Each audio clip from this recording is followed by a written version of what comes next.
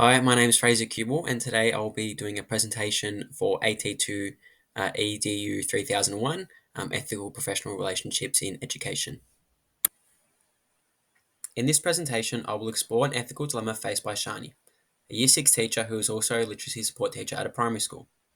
I will also examine the ethical issues raised by this situation, including academic honesty and professional trust.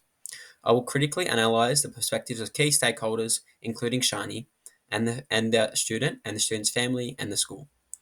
The response will be guided by relevant educational policy, the professional code of ethics, and ethical decision-making models. The aim is to develop a thoughtful and ethically sound course of action that reflects the responsibilities and values of teaching profession.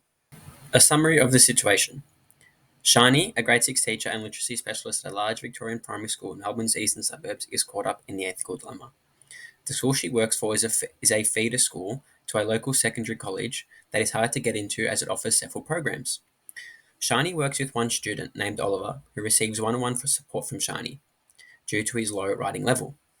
Through this support, Oliver has improved his literacy, but he still remains below the expected reading level for someone his age. Weeks go by, and Shani's colleague shares a piece of Oliver's writing that shows an unexpected leap in his skill. Shani becomes concerned that the work may not be his and suspects he's used generative AI in his writing. According to Hendricks, stakeholders are people who are affected by any changes in decisions. That means that the primary stakeholders in this situation are Shani, who has the professional and ethical responsibility to support Oliver's learning, but also to uphold academic integrity in her school. Oliver is also a stakeholder because he is a student directly involved in the situation, and Shani's choices will affect him. Oliver's parents are also stakeholders because they are directly invested in his education, well-being, and future. Other stakeholders include the school leadership team, including the principal, who are stakeholders because they are responsible for ensuring that all staff follow school policies, professional standards, and Department of Education guidelines. The secondary college is also a stakeholder because it relies on accurate, honest assessments from feeder schools to make fair and informed decisions about school admissions. Another stakeholder is the Department of Education because it sets the curriculum policies and code of conduct for teachers to follow. Shani and the school's response must align with these policies, particularly around academic integrity and the ethical use of technology in schools. The ethical dilemma revolves around Shani's thought that Oliver's story is not his own, but is possibly generated by AI.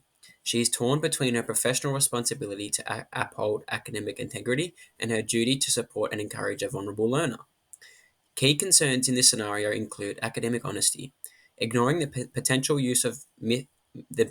misuse of AI is unethical, even if confronting it may discourage that student. Fairness and equity. Overlooking this gives Oliver an unfair advantage over others applying for the program at the secondary school. Trust and relationships. Bringing this up will affect her relationship with Oliver and his family. And professional obligations. Shani's duty under professional standards and policies are affected in this dilemma. In response to the ethical dilemma, I believe Shani should respectfully raise her concerns about the authenticity of Oliver's writing, beginning with a conversation with the school principal and any other relevant leaders at the school. I believe that then she should then have a conversation with his parents and Oliver, which is focused on reflection and understanding rather than just punishment. Whilst doing this, Shani has to uphold her professional code and follow the Victorian Professions Code of Conducts.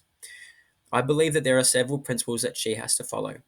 The first being Principle 1.4, which states that she must maintain objectivity with learners and cannot be biased. I believe she also has to follow Principle 1.6, as she needs to maintain a professional relationship with parents and carers and not act in favour of their needs. A relevant policy that she needs to follow according to the Department of Education, is that schools include policies that promote academic integrity when a student has or will use AI. The ethical theory that I believe is most relevant is the ethics of justice, as she needs to have a strong sense of fairness in her decisions that will aim to ensure that all students are treated equally and that the selection process, like those who are trying to get into the secondary school, reflects students' genuine abilities and have not been influenced by AI. In conclusion, this presentation has explored an ethical dilemma involving the suspected use of Oliver's work within a primary school setting.